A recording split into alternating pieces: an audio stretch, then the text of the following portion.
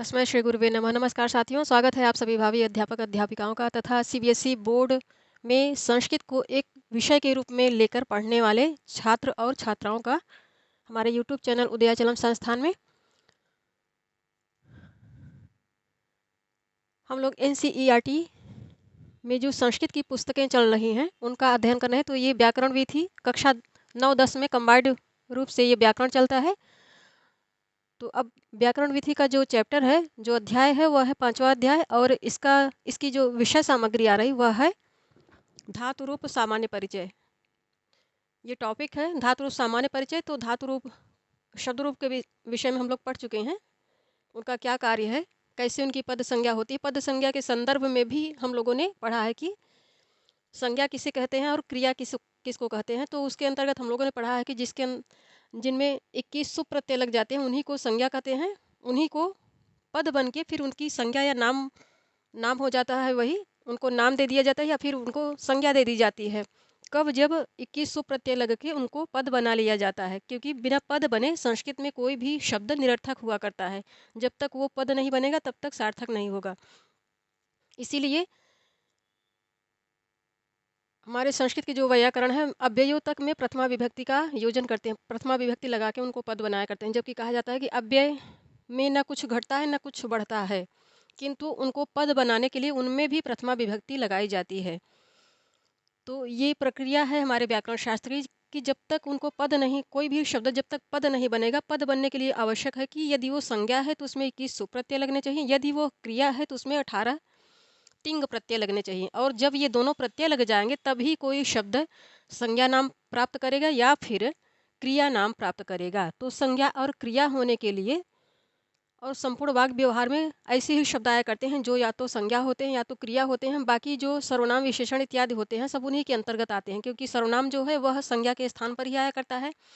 अव्यय इत्यादि को भी पद बनाने के लिए प्रथमा विभक्ति लगाया जाता है। विशेषण इत्यादि जैसे विशेष आता है, विशेष अर्थात संज्ञा इत्यादि आएंगे, वैसे ही वो आया करते हैं। इसीलिए प्रधानता इन्हीं क्रिया और नाम की है। तो उसके अंतर्गत हम लोगों ने पढ़ा कि जिनमें 18 प्रत्यय लगते हैं, जिनमें 18 तिंग प्रत्यय लगते हैं, उनको क्रिया कहा जाता है। अब क्रिया के संबंध में ही ये चैप्टर आ रहा है, धातु रूप सामान्य परिचय। तो अब इसको पढ़ लेते हैं। तो ये टॉपिक प्रारंभ हो रहा है। जो भी हम यहाँ पे पढ़ा रहे हैं आप लोगों की समझ में आता है तो वीडियोज़ को पूरा देखा करें और उसको लाइक भी किया करें। यदि कुछ दिक्कत हो रही है तो कमेंट करके पूछा करें, बेझिझक पूछा पूछा करें, हम समाधान करेंगे। आप लोगों के कमेंट हम पढ़ा करते हैं। और यदि चैनल पे नए हैं तो इसको सब्सक्राइब करके इससे जुड़िए। अपनी संस्कृत को और बेहतर बनाने के लिए और कुछ नया सीखने के लिए इस क्षेत्र में अर्थात संस्कृत भाषा के क्षेत्र में यदि आप प्रतियोगी परीक्षाओं की तैयारी कर रहे हैं तब भी चैनल को सब्सक्राइब करके जुड़ें, क्योंकि यहाँ पे संस्कृत संबंधी जितनी भी प्रतियोगी परीक्षाएं होती हैं, चाहे वह राज्य स्तरीय हो चाहे सिविल सेवा हो, सिविल सेवा की भी तैयारी करवाएंगे जो ऑप्शनल विषय होता है, चाहे संघ लोक सेवा आयोग में हो या फिर संघ लोक सेवा आयोग में हो या फिर राज्य स्तरीय जैसे उत्तर प्रदेश लोक सेवा आयोग में, तो वहाँ भी ऑप्शनल संस्कृत भाषा को पढ़ा जाता है।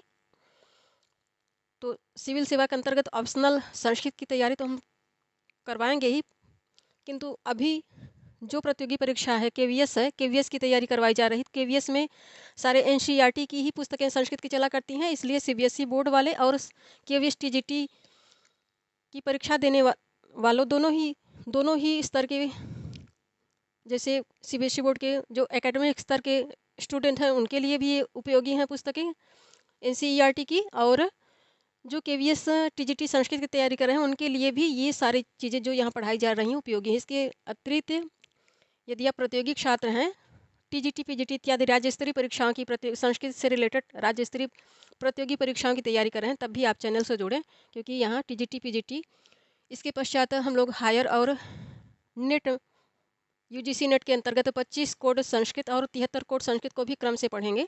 अभी प्रारंभ ही हुआ है तो टीजीटी का कोर्स लगभग समाप्त हो गया है। अब ये केवीएस पढ़ाना, केवीएस को भी समाप्त करके इसके पश्चात हम लोग आ जाएंगे टेट और सुपर टेट के लिए। हम लोग यूपी बोर्ड की भी सारी पुस्तकें जो संस्कृत की निर्धारित हैं चलती हैं उनको पढ़ लेंगे। कक्षा 3 से पढ़ाएंगे, एकदम बेसिक इनिशिएट, एकदम प्राथमिक स्तर से जीरो से पढ़ाना प्रारंभ करेंगे। तो आप लोग इसके लिए जुड़िए, क्योंकि अध्यापक भर्ती परीक्षा की वैकेंसी आने वाली है, इसलिए टेट और सुपर टेट की तैयारी के लिए आप लोग चैनल से जुड़ें। तो आइए अब टॉपिक पे आ जाते हैं। तो यहाँ पे क्रिया के संबंध में ये प्रकरण जो है धातु रूप है। जो धातु रूप है, जो क्रिया के मूल स्वरूप को ही धातु कहा जाता है। जो क्रिया का मूल स्वरूप होता है उसी को धातु कहा जाता है, उसी का धातु रूप चलाया जाता है। जब वह धातु रूप के रूप में चलता है तब वही क्रिया बन जाता है। तो क्रिया के संबंध में करें कि क्रिया की संज्ञा क्या, क्रिया की परिभाषा क्या होती है या क्रिया को कहते क्या हैं, तो बस एक लाइन में इसको डिफाइन कर रहे हैं कि जिस शब्द के द्वारा किसी कार्य के करने या होने का बोध हो उसे क्रिया कहते हैं। जबकि हमारे व्याकरण शास्त्र में क्रिया का अर्थ है फल और व्यापार। फल और व्यापार जहाँ से उत्पन्न होता है वही क्रिया हो जाती है। जिस भी उपादान से या फिर जिस भी माध्यम से फल और व्यापार उत्पन्न होता है वही क्रिया का नाम प्राप्त कर लेगा। अर्थात उसी में तिंग प्रत्यय लगेंगे 18 और वही क्रिया हो जाएगी। तो क्रिया का अर्थ है फल और व्यापार उत्पन्न कर, क्रिया का कार्य है फल और व्यापार उत्पन्न करना। फल और व्यापार, तो व्यापार जब जब व्यापार होगा तभी फल उत्पन्न होगा। जैसे हम लोग प्रिपरेशन कर रहे हैं, KVS TGT संस्कृत के भी अंतर्गत ये पुस्तकें चल रही हैं, और CBSE बोर्ड जो एकेडमिक स्तर पर हम लोग संस्कृत विषय को लेकर पढ़ रहे हैं उसके लिए भी ये सब चीज़ें पढ़ी जाती हैं। तो यहाँ हम लोग पढ़ रहे हैं तो इसीलिए कि ताकि हम लोग एग्ज़ाम में सबसे अच्छा करके पाएँ, एग्ज़ाम को पास कर लें। तो जो ये तैयारी हो रही है ये क्रिया है, ये व्यापार हो रहा है। और जब इसका फल प्राप्त होगा, अर्थात जब रिजल्ट प्राप्त होगा, हम लोग पास हो जाएंगे। यदि एकेडमिक स्तर पे पढ़ रहे हैं तो हम एग्ज़ाम को पास करके अगले सोपान में जाएंगे अध्ययन के। और यदि प्रायोगिक छात्र हैं, KVS TGT की तैयारी कर रहे हैं, तो जब पास हो जाएंगे इस व्यापार के द्वारा, जो तैयारी रूपी जो व्यापार है, यह प्रिपरेशन रूपी जो व्यापार है, इसको संपन्न करके जब हम लोग रिजल्ट पाएंगे, अर्थात फल मिल जाएगा, हम लोग अध्यापक के रूप में चयनित हो जाएंगे, तो यही क्रिया का व्यापार होगा। तो क्रिया में जो मुख्य चीज़ें आती हैं, क्रिया का आशय ही है फल और व्यापार को उत्पन्न करना। पहले व्यापार होगा, फिर उसके आधार पर जैसा व्यापार होगा, तो व्यापार के भी संबंध में यह निर्धारित है कि व्यापार जितनी शिद्दत से किया जाएगा फल उतना ही अच्छा मिलेगा, फल उतना ही मीठा मिलेगा। इसलिए व्यापार में शिद्दत होनी चाहिए, अर्थात जुनून होना चाहिए। तो जहाँ व्यापार होगा वहाँ फल अवश्य ही उत्पन्न होगा। अब फल भले जैसे व्यापार कम दृढ़ता से किया जा रहा है, जुनून उतना नहीं है, तो फल उत्पन्न होगा, किंतु वैसे ही उसी स्तर पे। तो जिस स्तर पे व्यापार किया जाएगा उसी स्तर का, जिस स्तर का व्यापार होगा उसी स्तर का फल उत्पन्न होगा। इसलिए क्रिया का कार्य है फल और व्यापार को उत्पन्न करना। व्याकरण की दृष्टि से ये परिभाषा है। हिंदी में यहाँ करें कि जिस शब्द के द्वारा किसी कार्य के करने या होने का बोध हो उसे क्रिया कहते हैं। अब क्रियापद के मूल रूप को धातु कहते हैं। क्रिया क्या है, धातु क्या है, यहाँ धातु रूप प्रकरण है, प्रकरण ही है धातु रूप। तो क्रियापद के मूल रूप को ही धातु कहते हैं। धातु क्या है, ये हो गई धातु की परिभाषा। इसको एक लाइन में ऐसे याद करना चाहिए हम लोगों को। क्रिया के मूल रूप को धातु कहते हैं। धातु किसको कहते हैं, एक प्रश्न बन जाएगा। धातु किसको कहते हैं, तो क्रिया के मूल रूप को धातु कहते हैं। अब क्रिया का आशय क्या है, तो क्रिया जिस शब्द के द्वारा किसी कार्य के करने या होने का बोध हो उसे क्रिया कहते हैं। क्रिया किसे कहते हैं, ये सीधे सीधे प्रश्न हो जाएगा। क्रिया किसे कहते हैं या फिर क्रिया से क्या आशय है। जैसे उदाहरण दे रहे हैं, रामः पुस्तकम पठेत, तो इस वाक्य में रामः क्या हो गया, कर्ता हो गया। अब रामः जैसा करता है, संस्कृत भाषा की अपनी ये विशेषता है कि पहले क्रिया को ही ढूंढा जाता है, चाहे श्लोक हो चाहे गद्य हो। पहले गद्य है तो उस पंक्ति में देखा जाता है कि इसमें कर्ता कौन है, कर्ता। तो ये एक तरीका है क्रिया को पहचानने का। कर्ता को आप पहचान लेते हैं तो क्रिया को भी पहचान लेते हैं, क्योंकि क्रिया संस्कृत में मुख्य होती है। क्रिया इसीलिए जो व्याकरण की दृष्टि से अध्ययन करते हैं, जो वैयाकरण है, वो पहले क्रिया देखते हैं। क्रिया को पकड़ लिए, क्रिया को समझ लिए, तो समझिए उसका कर्ता स्वतः ही मिल जाएगा। तो इसीलिए चाहे ट्रांसलेशन हो, चाहे संस्कृत चाहे हिंदी से इंग्लिश में आप ट्रांसलेशन कर रहे हो, या फिर उसके माध्यम से आप हिंदी से संस्कृत में ट्रांसलेशन कर रहे हो या इंग्लिश से संस्कृत में ट्रांसलेशन कर रहे हो, तो कुल मिला के आप संस्कृत में कार्य कर रहे हैं, तो वहाँ पर क्रिया मुख्य होती है। क्रिया की ही पहचान मुख्य होती है। चाहे आप श्लोक का अर्थ निकालने बैठें तो भी श्लोकार्थ निकालने के लिए भी आपको उस श्लोक में पहले क्रिया ढूंढनी पड़ती है। क्रिया को ढूंढ लिया आपने तो समझिए आप उसका आशय प्राप्त कर लेंगे, क्योंकि क्रिया मिल गई तो उसका कर्ता भी अवश्य ही मिलेगा। कर्ता नहीं मिलेगा तब भी उसका अध्याहार किया जाएगा, अर्थात काम चलाने के लिए कर्ता को सोच लिया जाएगा कि कर्ता है, कर्ता को सोच के कार्य के उसको अर्थ बैठा लिया जाएगा। अब श्लोकों के संदर्भ में ये भी होता है कि जैसे एक क्रिया, एक मुख्य क्रिया हो जाती है, एक गौण क्रिया हो जाती है। कर्ता के भी संदर्भ में यही है कि एक कर्ता हो गया, एक मुख्य कर्ता हो गया, एक गौण कर्ता हो गया। तो मुख्य क्रिया का जब पता लगा लेते हैं तो गौण क्रिया का भी पता स्वतः ही लग जाता है, और मुख्य कर्ता का भी पता स्वतः ही लग जाता है, मुख्य गौण कर्ता का भी पता स्वतः ही लग जाता है। तो ये मुख्य तरीका है शब्दार्थ निकालने का, शब्दों के अर्थ संस्कृत से हिंदी में उसका भावार्थ निकालने का। तो कुल मिला के आप कर्ता को भी, जैसे यहाँ पे हम लोग कर्ता को देख रहे हैं, तो कर्ता ये स्पष्ट है, कर्ता रामा है, रामा है, तो रामा से किसी सामान्य व्यक्ति का बोध हो रहा है, तो स्पष्ट है ये अन्य पुरुष में है।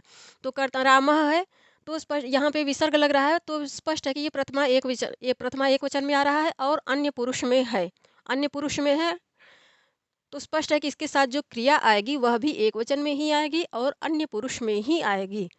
इसको भी देख के आप क्रिया का अनुमान लगा सकते हैं। यदि क्रिया को पहचान लिए तो भी स्पष्ट हो जाएगा कि कर्ता, यहाँ पे क्रिया यदि अन्य पुरुष की है, एक वचन में है, तो स्पष्ट है इसके साथ जो कर्ता आएगा वो अन्य पुरुष का ही होगा और एक वचन में ही होगा।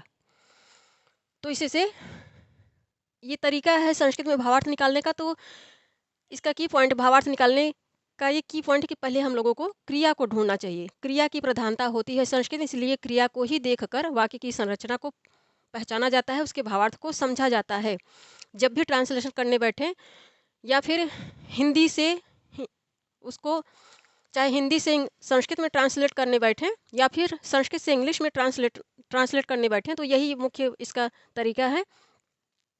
और भावार्थ समझने का भी यही तरीका है कि पहले क्रिया को देखें, क्रिया को पहचान कर फिर उसके कर्ता इत्यादि और उससे संबंध जो उससे कर्ता से संबंधित जो विशेषण इत्यादि हैं, सर्वनाम इत्यादि हैं, उनका पता लगाइए।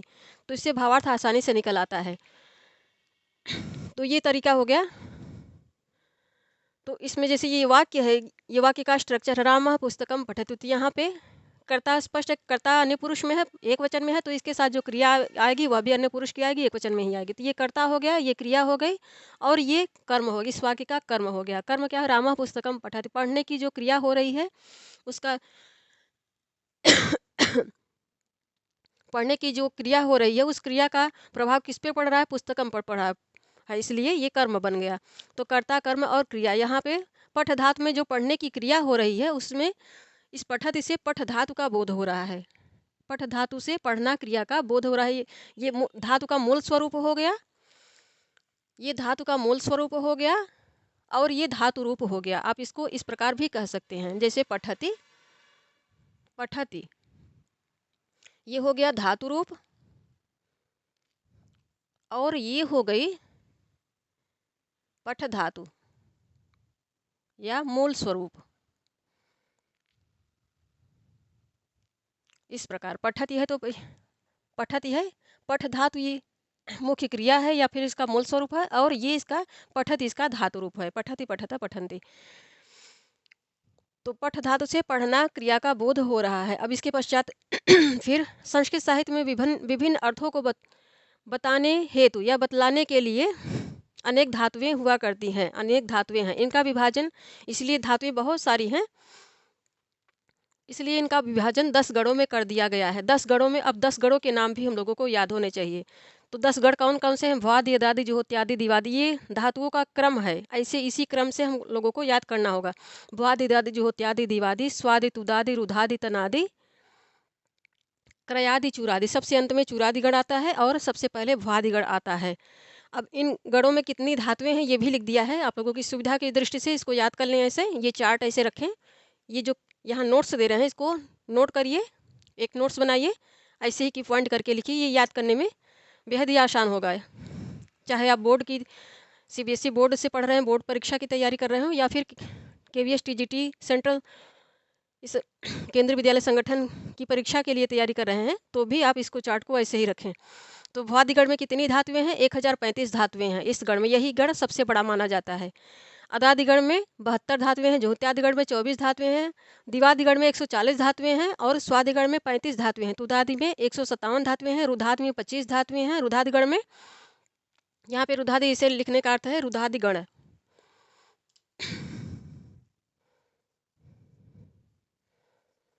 और तनादि गण में मात्र 10 धातुएं हैं। सबसे छोटा गण कौन सा है? ये भी पूछा जा सकता है। सबसे छोटा गढ़ तनादिगढ़ है, इसमें केवल 10 धातुएं हैं।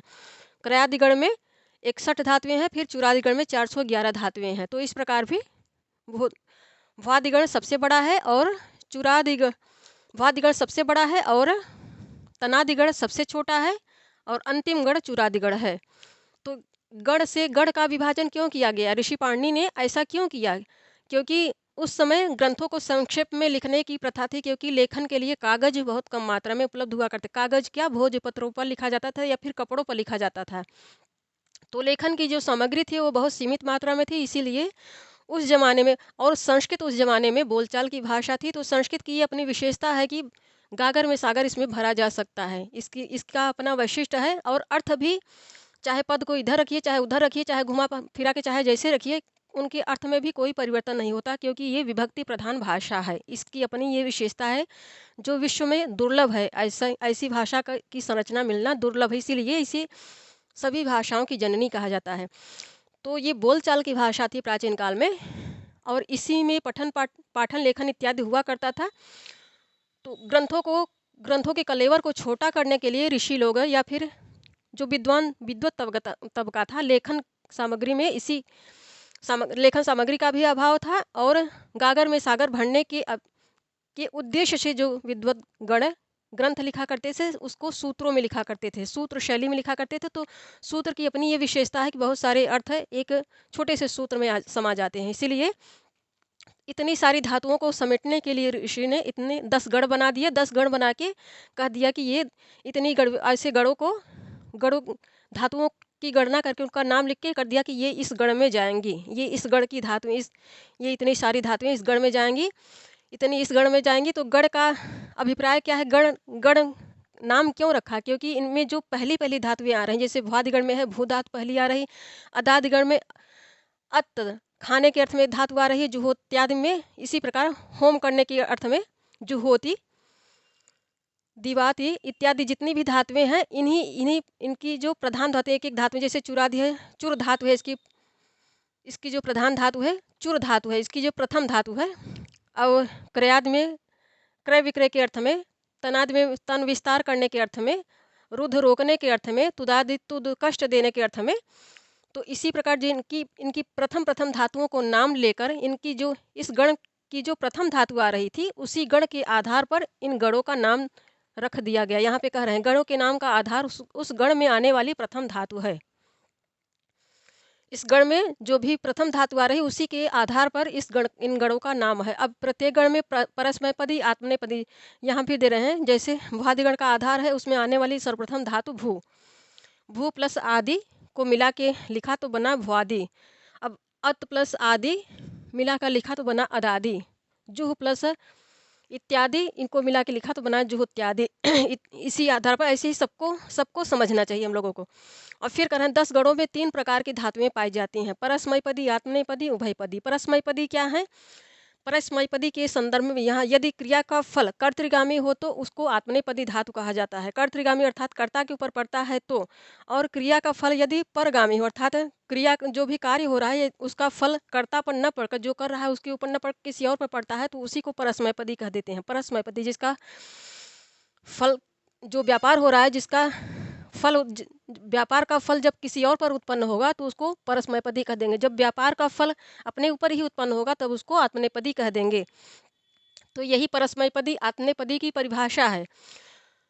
और परस्मैपदी, आत्मनेपदी और उभयपदी, कुछ ऐसी धातुएं हैं जो परस्मैपदी भी होती हैं, आत्मनेपदी भी होती हैं। तो उनके दो रूप चलते हैं। परस्मैपदी में अलग रूप धातु रूप चलेगा और आत्मनेपदी में अलग धातु रूप चलेगा।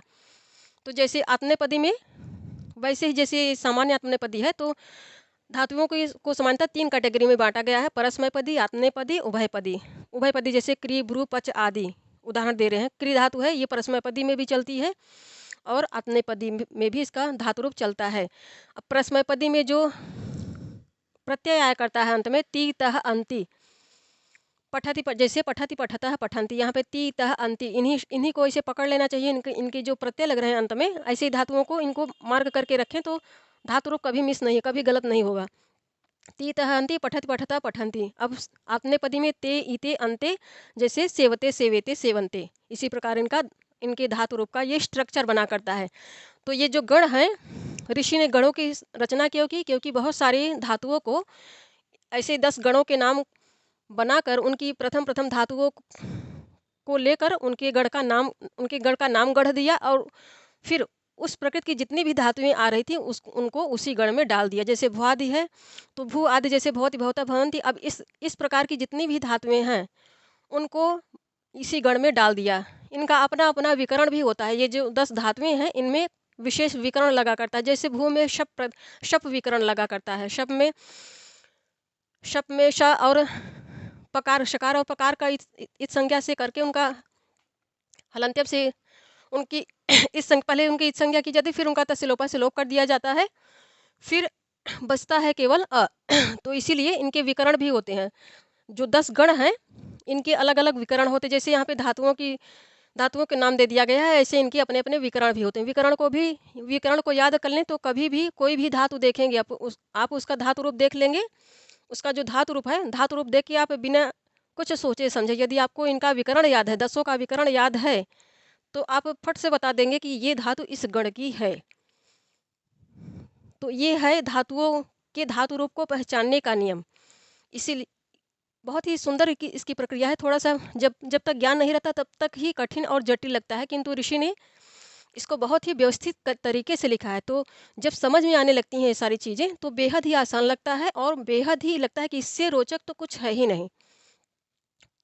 तो जब शप ऐसे ही जैसे इसका शप विकरण है, ऐसे ही सारे गणों के विकरण होते हैं। विकरण याद कर लेते हैं तो कहीं भी धातु रूप इन गणों का कोई भी धातु रूप लिखा रहे हम लोग फट से पहचान लेते हैं, चाहे वो आत्मनेपदी में लिखा हो चाहे परस्मैपदी में लिखा हो। तो चूंकि अभी विकरण का प्रकरण नहीं है इस पाठ्यक्रम में, इसलिए हम लोग ऐसे ही यहाँ तो धातुओं का संग्रह भी नहीं दिया गया था, किंतु आप लोगों की सुविधा की दृष्टि से हमने धातुओं की संख्या भी लिख दी है। ये बेहद ही आसान रहेगा और बेहद ही नॉलेजफुल है। इसको ऐसे ही चार्ट बना के लिखिए। तो ये हो गया धातु रूप का सामान्य परिचय। अब इसके आगे जो और इनके संबंध में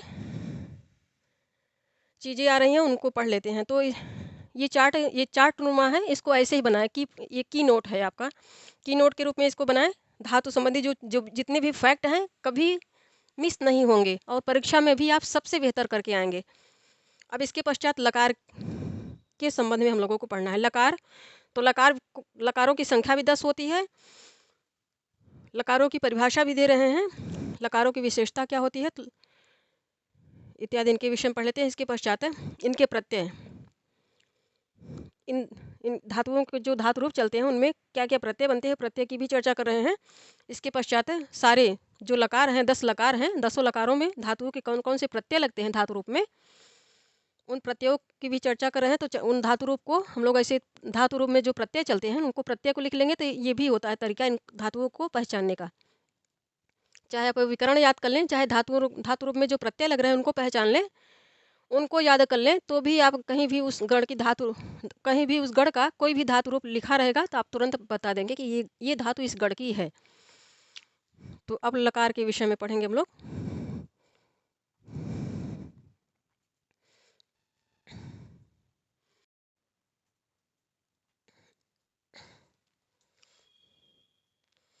अब लकार के विषय में हम लोग पढ़ लेते हैं। तो लकार के विषय में कह रहे हैं कि जो सूचना आ रही है, या लकार या काल भी कह सकते हैं, काल के विषय में जो प्रतिपादित कर रहे हैं वह है काल एवं विधि आदि अर्थों के आधार पर काल एवं विधि आदि अर्थों के आधार पर संस्कृत में 10 लकार होते हैं। तो 10 लकार कौन कौन से हैं यहाँ सूची दी गई है, इनको ऐसे ही याद करना होगा हम लोगों को। इसमें जो 5वां लकार है लेट लकार, इसका प्रयोग केवल वेद में होता है। लौकिक संस्कृत में इसकी गणना नहीं होती है, किंतु यह काल में गिना जाता है, इसलिए यहाँ पर दे रहे हैं। इसका प्रयोग सर्वथा लौकिक संस्कृत में नहीं होता है, केवल वेद में प्रयोग होता है। इसलिए जब हम लोग लौकिक संस्कृत के दृष्टि से लकार को गिनते हैं तो इसको हटा देते हैं, ये नहीं गिनते हैं, बल्कि यहाँ पर ये विधिलिंग और आशीर्लिंग को जो दोनों को एक साथ जोड़ दिया गया है। विधिलिंग को अलग पढ़ते हैं और आशीर्लिंग को अलग पढ़ते हैं, क्योंकि ये आशीर्वाद के अर्थ में आता है, यह चाहिए के अर्थ में, चाहिए या विधान के संदर्भ में जो विधिपरक चीज़ें होती हैं, धर्मपरक होती हैं और ऐसा होना चाहिए, इत्यादि। इसमें कोई वर्जना नहीं होती। जैसे लोट लोट लकार है तो इसमें आज्ञा दी जाती है, सीधी सीधी आज्ञा दी जाती है, आपको ऐसा कार्य करना ही है। जैसे कुछ कह दिया गया तो उसको करना ही है, कोई आदेश दिया गया तो उसको फॉलो करना ही पड़ता है। किंतु यहाँ पर ऐसा नहीं है, केवल चाहिए कहा जाता है कि ऐसा हम लोगों को करना चाहिए, मनुष्य को इस प्रकार आचरण करना चाहिए। तो यहाँ फिर सिर्फ धर्म और नीति के अनुसार बताए जाते हैं, नियम बताए जाते हैं। फॉलो करना मनुष्य की इच्छा पर है, फॉलो करे ना करे। किंतु यहाँ पर आज्ञा होती है और यहाँ केवल सामान्य नियम या धार्मिक दृष्टि से चाहिए या विधान बना दिया जाता है कि ऐसा होना चाहिए, ऐसा करना चाहिए। तो ये सीधे सीधे व्यवहार की बात करता है, इसको कह सकते हैं। और ये सीधे सीधे आदर्श की बात करता है ये लकार। तो लकार है लट लकार। इसको ऐसे ही याद करना चाहिए हम लोगों को। लट लिट लुट लिट लोट लंग विधि, यहाँ पे लंग के पश्चात विधि, इसको भी रखें। लट लट लिट लुट लिट लोट लंग विधि, विधि आशी, विधि आशी लुंग लिंग, इस क्रम से इसको याद किया जाता है। जो विधि लिंग है उसी को लिंग लकार भी कहा जाता है, किंतु प्राय इसको बोलने में विधि ही कहा जाता है, विधिलिंग कहा जाता है। विधिलिंग, विधिलिंग कह दिया तो मतलब लिंग लकार कह दिया, तो इसको विधिलिंग ही बोला जाता है। सम्मिलित रूप से लिंग न कह के, लिंग लकार न कह के विधिलिंग कहा जाता है। तो याद करने का जो क्रम है ऐसे ही है, क्योंकि ये सर्वथा वेद में प्रयुक्त होता है, लौकिक संस्कृत में नहीं प्रयुक्त होता है। तो जानकारी के लिए आप लोग जाने रहिए इसके विषय में। बाकी जो काउंटिंग है, काउंटिंग 10 लकारों के रूप में इन्हीं की होती है। लट लिट लुट लिट लोट लंग विधि आशी लट, ऐसे ही क्रम से याद करिए। याद करने का क्रम बता रहे, इसको छोड़ देना है, इसको काउंट नहीं करना है। लट लिट लुट लिट फिर लोट लंग विधि आशी लुंगल रिंग, इस प्रकार इस क्रम से याद करें। अब इन लकारों का अभिप्राय क्या है, किस अर्थ में आते हैं, यहाँ पे डिटेल से दे रहे हैं, इसलिए वहाँ पर चर्चा नहीं करेंगे। यहाँ पे लिख लिख के जब दिया जा रहा है तो यहीं पे चर्चा कर लेते हैं।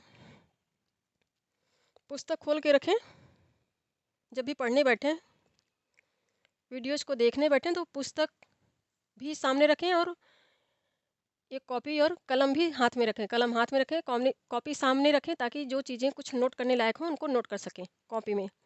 तो लिट लकार पहले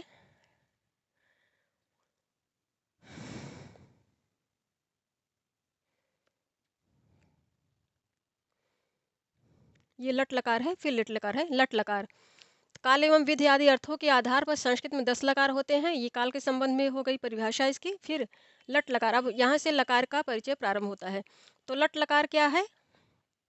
लट लकार वर्तमान काल को व्यक्त करने के लिए लट लकार का प्रयोग किया जाता है। तो लट लकार का अर्थ है वर्तमान काल। लट लकार का अर्थ है वर्तमान काल, और वर्तमान के अर्थ को प्रकट करने के लिए लट लकार का प्रयोग किया जाता है। जैसे रामः पठति छात्रः गुरुम सेवते, तो ये परस्मैपदी धातु में हो गया उदाहरण, और ये आत्मनेपदी धातु में हो गया उदाहरण। तो जितने भी उदाहरण आ रहे हैं, लकार की परिभाषा और उदाहरण, यही की पॉइंट है, इसी को याद करना है हम लोगों को। जैसे लट लकार किसको कहते हैं, तो लट लकार वर्तमान काल को व्यक्त करने के लिए लट लकार का प्रयोग किया जाता है। जैसे रामः पाठम पठति, एक उदाहरण याद कर लीजिए, काफ़ी है। अब लिट लकार किसे कहते हैं? लिट लकार का प्रयोग ऐसी घटना का वर्णन करने के लिए किया जाता है, होता है जो हमारी आंखों के सामने न हुआ हो, अर्थात इसको परोक्ष भूत भी कहा जाता है। परोक्ष भूत, जैसे वर्तमान में हम लोग बात कर रहे हैं, तो ये ऐसी घटना के संदर्भ में यह लकार आया करता है जो हम लोगों की आंखों के सामने न हुआ हो, या फिर हमसे पहले हुआ हो, जब हम उत्पन्न ही न हुए हों उसके पहले ऐसी घटनाएं हो चुकी हों, अर्थात ऐतिहासिक। तो लिट लकार का प्रयोग ऐसी घटना का वर्णन करने के लिए होता है जो हमारी आंखों के सामने, जो वक्ता के आंखों के सामने न घटी हो, ऐसी इतिहास, और वक्ता की आंखों के सामने न घटी हों और वे ऐतिहासिक भी हों, इतिहास से रिलेटेड भी हों। जैसे रामः रावणम जघान, यहाँ पे पठति सेवते, ये सब कैसी धातुएं हैं? वर्तमान काल में लट लकार में हैं। अब यहाँ ये जघान धातु क्या किस में आ रही है? ये लिट लकार में आ रही है। जघान जघनतु जघनु, इसका धातु रूप चलेगा, इसीलिए धातु रूप का अभ्यास खूब करना चाहिए जम के। तो अब यहाँ 10 लकारों का उल्लेख हो रहा है, तो इसका आशय है कि 10 लकारों 10 गणों का परिचय दे दिया गया है। तो इसका अभिप्राय ये है कि प्रत्येक गण की एक एक प्रतिनिधि धातुएं हम लोगों की तैयार होनी चाहिए। 10 गणों में 10 लकारों में एक परस्मैपदी एक आत्मनेपदी। इतना यदि आप इतना परिश्रम कर लेते हैं तो ये जीवन भर के लिए काम देगा आपके लिए। कोई कभी लकार नहीं भूलेगा और कभी धातु रूप चलाना आप नहीं भूलेंगे, चाहे वह परस्मैपदी हो चाहे आत्मनेपदी। और इनकी परिभाषा, इनके प्रत्यय इत्यादि भी पढ़ लिया तो कभी कोई भी धातु हमारी पहचान से बाहर नहीं जाएगी। जो भी धातु आगे उसका धातु रूप देके हम फट से पहचान लेंगे कि यह धातु इस गण की है और इस लकार में है, इस पुरुष में, इस वचन में है इत्यादि। धातु का प्रकरण ये जो जितना भी चैप्टर आ रहा है बेहद ही इंपॉर्टेंट है, बेहद ही सफिशिएंट है, आपके जीवन भर के लिए काम आने योग्य है। ये आगे जितनी भी प्रतियोगी परीक्षाएं होंगी बेहद ही आसान तरीके से हिंदी में समझाया गया है और बेहद ही यूजफुल मैटर है ये। तो ये हो गया रामः रावणम जघन। अब इसके पश्चात लुट लकार। लुट लकार की परिभाषा, तो परिभाषा और उदाहरण की पॉइंट के रूप में परिभाषा और उदाहरण याद करने हैं हम लोगों को। लुट लकार किसको कहते हैं? तो भविष्य काल की क्रिया को व्यक्त करने के लिए लुट लकार का प्रयोग होता है। तो यह अनद्यतन, अद्यतन, आज का नहीं होना चाहिए। इसको अद्यतन भविष्य भी कहते हैं, अद्यतन भविष्य भी कहा जाता है। अद्यतन यहाँ पे दे रहे हैं अनद्यतन, इसको अनद्यतन भविष्य अर्थात जो आज न हुआ हो। यहाँ कह रहे हैं कि अद्यतन आज का नहीं होना चाहिए। तो अनद्यतन इसलिए कहा जाता है कि जो घटना आज न घटी हो, अर्थात भविष्य में हो रही है किंतु आज न घटित हो। जैसे अभी प्रातःकाल है, प्रातःकाल है, मध्याह्न है, सायं, सायं जो अभी आया नहीं है, आएगा, तो यही आज का, यही भविष्य काल हो गया, भविष्य काल हो गया, किंतु आज ही घटित हो रहा है, इसलिए लुट लकार इसमें घटित नहीं होगा। कोई भी ऐसी घटना जो कल हो, कल आने वाले दिन में हो, अर्थात आज न घट रही हो, अर्थात इस समय को, वर्तमान समय को जिसमें बात कर रहे हैं हम लोग, इसको छोड़ के यदि 1-2 घंटे बाद, 3 घंटे पश्चात कोई क्रिया होगी तो वो भविष्य में हो जाएगी, किंतु वह अद्यतन ही रहेगी। आज ही के दिन घट रही है इसलिए अद्यतन ही रहेगी। यदि आज के पश्चात होती है तब उसको अनद्यतन कहा जाएगा, अर्थात वह तब वो लुट लकार के अंतर्गत आएगा। तो भविष्य काल की क्रिया को व्यक्त करने के लिए लुट लकार का प्रयोग किया जाता है, किंतु यह अद्यतन, अद्यतन का क्या अर्थ है? आज, आज का नहीं होना चाहिए, अर्थात अनद्यतन, अनद्यतन का अर्थ है आज का नहीं, अद्यतन का अर्थ है आज। यथा श्वः प्रधानमंत्री रूस देशम गंता।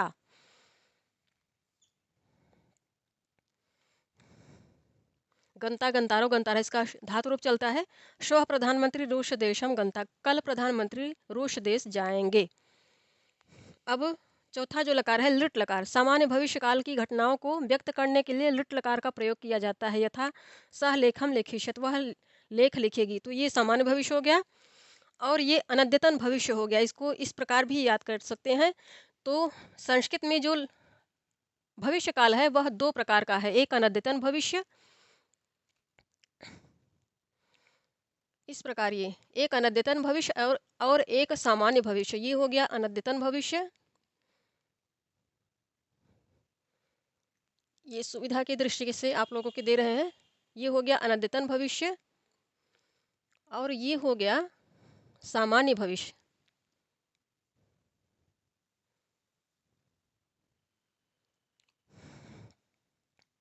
इस पर प्रश्न पूछे जा चुके हैं कि भविष्य काल को द्योतित करने के लिए कितने लकार आते हैं? तो 2 लकार आते हैं। लकार को ही संस्कृत में काल कहते हैं। तो लुट लकार अनद्यतन भविष्य और लुट लकार सामान्य भविष्य। इसके विषय में पढ़ लिया हम लोगों ने। अब लेट लकार। लेट लकार अनेक कालों एवं मनोभाव को प्रकट करने के लिए केवल वेद में पाया जाता है। कौन सा लकार है? लेट लकार। लेट लकार केवल वेद में पाया जाता है, तो लौकिक संस्कृत में इसको नहीं पढ़ा जाता है क्योंकि यह वेद में आता है। हाँ, ये लकार है इसलिए इसके विषय में जानना आवश्यक है, जानकारी के लिए यहाँ पे दिया गया। तो इस प्रकार 10 लौकिक संस्कृत के लकार हो गए और एक वेद का लेट लकार हो गया। कुल मिला के 11 लकार हो गए। चूंकि लेट लकार का प्रयोग लौकिक संस्कृत में नहीं होता है इसलिए लकारों की गणना 10 ही होती है, 10 गण और 10 लकार। इस प्रकार ये 5 लकारों का अध्ययन कर लिया हम लोगों ने। अब लोट, लंग, लिंग और आशीर, लुंग, लिंग, इनके विषय में पढ़ते हैं।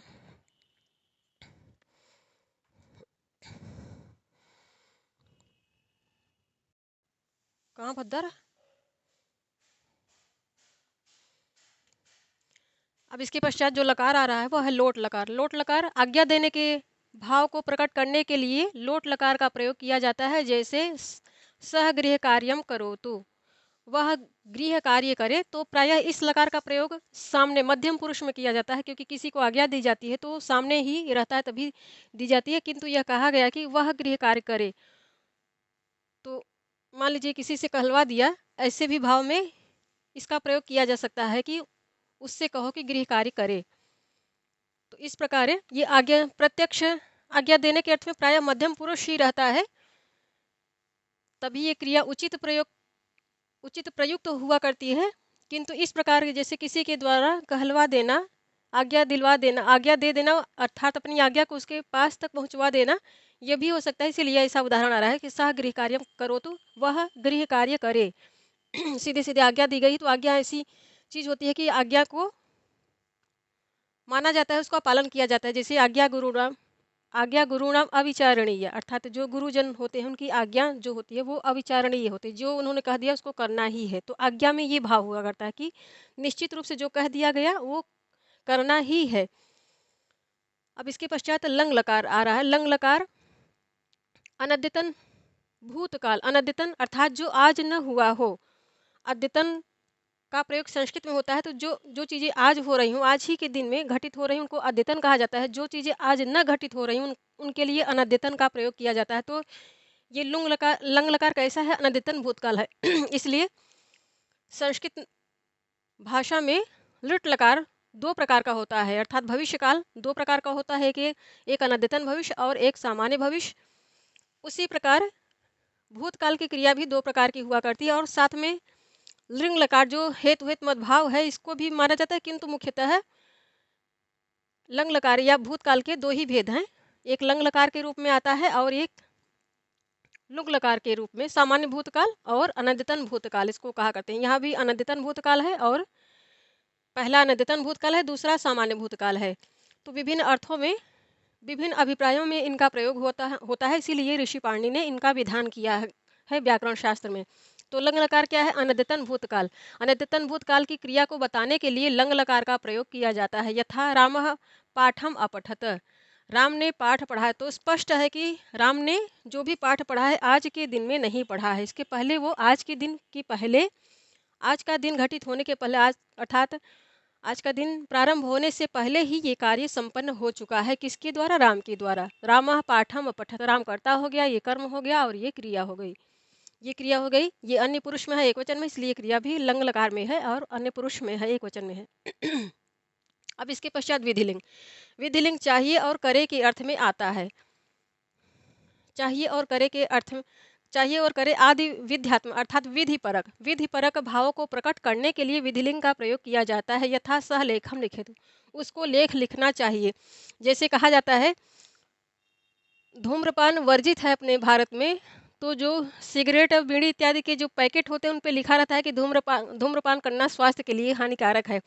अब इतना लिख के कंपनियां फ्री हो जाती हैं, वे अपनी जवाबदेही से बच जाती हैं, उनकी जवाबदेही खत्म हो जाती है। इतना लिखकर, अर्थात प्रयोग करना न करना आपके ऊपर है।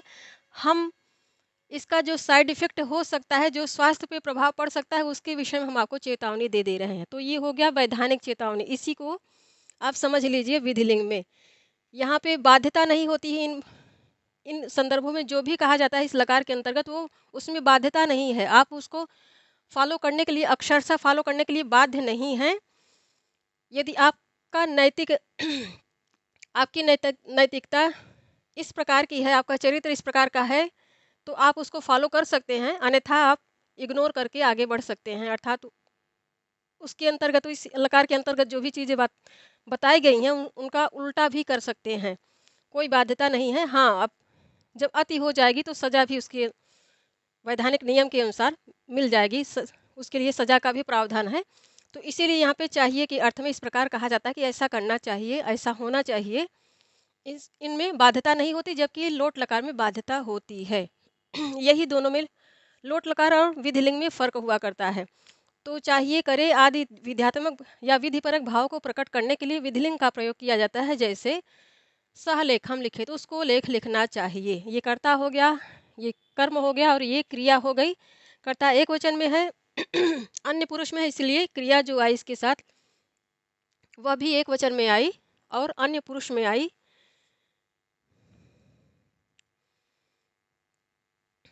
अब इसके पश्चात जो लकार आ रहा है, लिंग लकार आ रहा है। लिंग लकार आशीर्लिंग, इसको आशीर्लिंग भी कहा जाता है। तो विशुद्ध रूप से जहाँ आशीर्वाद दिया जाता है कि उसके विषय में, अर्थात अपने हृदय के भाव को प्रकट किया जाता है किसी के प्रति, शिवाकांक्षा, जो अपने अंदर, हमारे अंदर शुभ भाव है, किसी के संदर्भ में जब प्रकट करते हैं अपने अंदर के, उसके लिए शिव भाव प्रकट करते हैं अपने हृदय से, या फिर शुभाकांक्षा प्रकट करते हैं हृदय की, तो उस उन्हीं सब भाव को प्रकट करने के लिए आशीर्लिंग का प्रयोग किया जाता है। संस्कृत में ये विशेष लकार है इन भावों को प्रकट करने के लिए। तो लिंग लकार का ही एक भेद कह सकते हैं। इसको विशुद्ध रूप से आशीर्वादात्मक भी कह सकते हैं। जहाँ पे विशुद्ध रूप से आशीर्वाद देने का भाव प्रकट हो, वहाँ पे आशीर्लिंग का प्रयोग करना चाहिए। और जहाँ पर वैधानिक चेतावनी, विधान इत्यादि बताने का, धार्मिक नियम इत्यादि बताने की बात आए, वहाँ पर विधिलिंग का प्रयोग करना चाहिए। यही दोनों में डिफरेंस है। आशीर्लिंग तो इसीलिए यहाँ पे कह रहे हैं कि लिंग लकार का ही एक भेद आशीर्लिंग भी है, जिसका प्रयोग आशीर्वाद, विशुद्ध विशुद्ध रूप से आशीर्वाद देने के लिए होता है।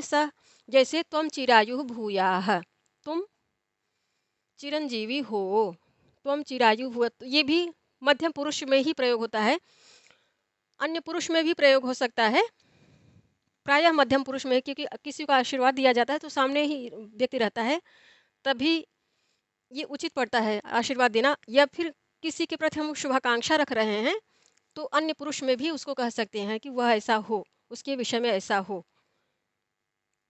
तो त्वम चिरायु भूयाः, तुम चिरंजीवी हो, भूयाः,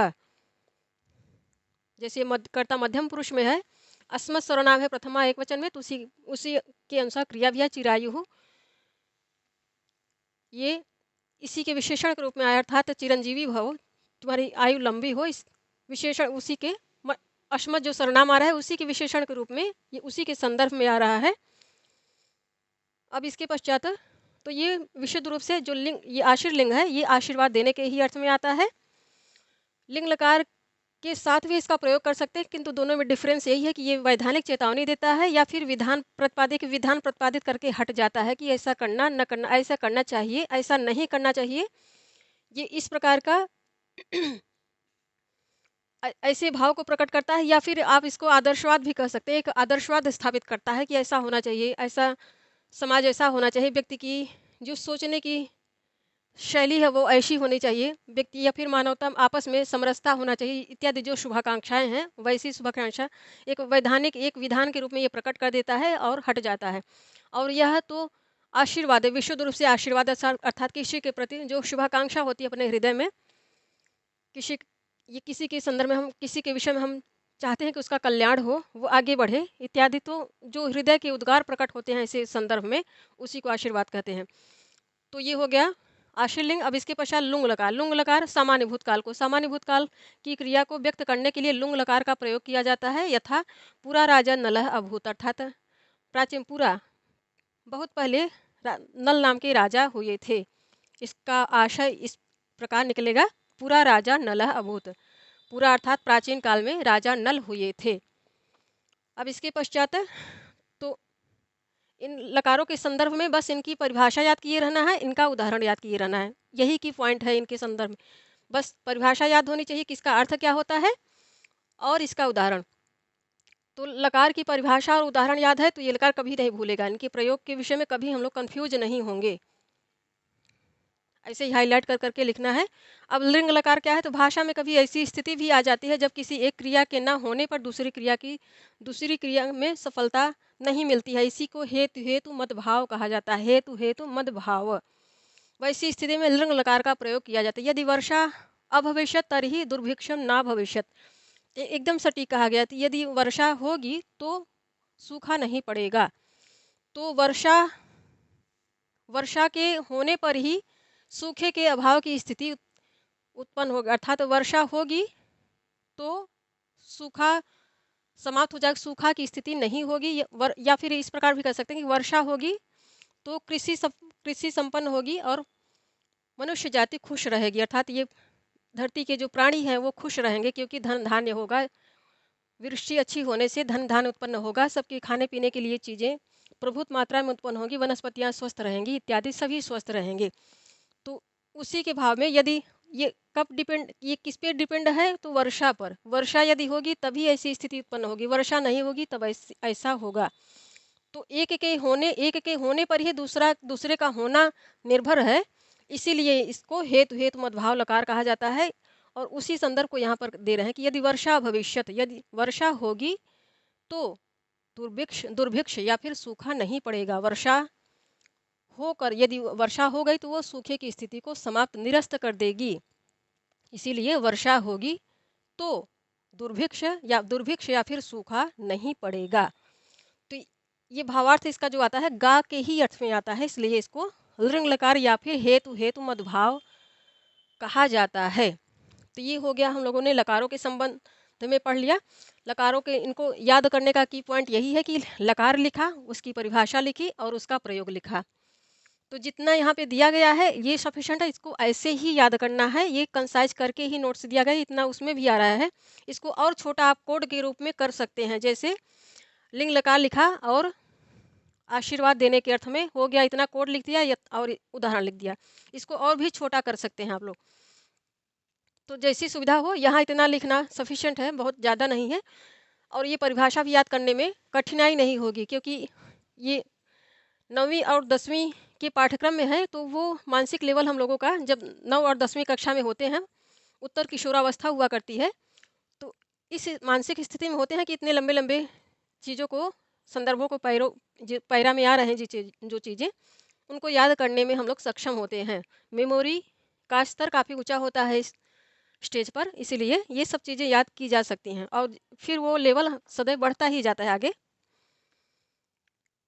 तो ये हो गया लकारों के संबंध में। अब इन लकारों में जो प्रत्यय आ रहे हैं उनके संबंध में पढ़ेंगे, तो ये चीज़ें अब हम लोग नेक्स्ट फाइल में पढ़ेंगे। तो अभी के लिए इतना ही। धन्यवाद साथियों आप सभी का।